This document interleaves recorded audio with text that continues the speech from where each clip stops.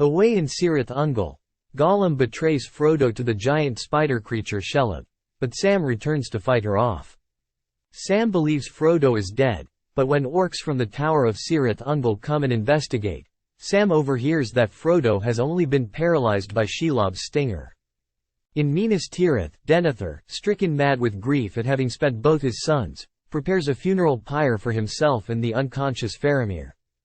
Denethor is unaware that Faramir is not dead and the pyre will burn him alive. Gandalf and Pippin arrive in the Hallows and manage to save Faramir, but Denethor is thrown onto the pyre and as he burns to death, he turns and sees his son stirring awake from his injuries and exhaustion.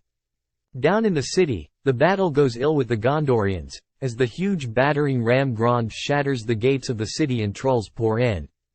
As the defenders retreat to the upper levels of the city, the orcs crawl through the streets of the lower levels, looting, burning and massacring the men of Gondor. But suddenly in the midst of the chaos a lone horn penetrates the air and all turn to the west and see the army of Rohan arrive at last, to the rising of the sun. The Rohirrim charge into the orcs with great effect. However, their joy is cut short by the arrival of the forces of Harad and the immense elephants, the Mumakil. The Witch King descends on Theoden, killing Snowmane his horse and fatally wounding the king. Seemingly in the nick of time, the Corsairs' ships arrive to help the stranded orcs, but it is Aragorn who jumps off the lead ship, followed by an army of the dead. They completely destroy the orcs and Mumakil, while Eowyn and Merry kill the Witch King. Theoden dies of his wounds and Aragorn holds the dead army's oath fulfilled, releasing them from their curse so that they may rest in peace. At the crack of doom, Frodo, instead of dropping the ring into the fire, succumbs to its power and puts it on, disappearing from sight. The act alerts Sauron, who sends the ringwraiths racing towards Mount Doom. Gollum renders Sam unconscious then attacks Frodo, seizing his ring finger and biting it off. As Gollum rejoices at finally having reclaimed his precious, Frodo, still under the sway of the ring's attraction, charges at Gollum. After a brief struggle, they both fall over the edge of the precipice. Gollum falls into the fire with the ring, while Frodo barely hangs on with his strength failing. Sam rescues Frodo as the ring finally sinks into the lava and is destroyed.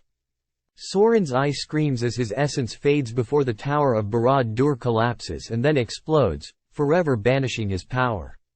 The orcs, ringwraiths and the remaining forces of Sauron are consumed in the ensuing shockwave as the earth collapses under their feet.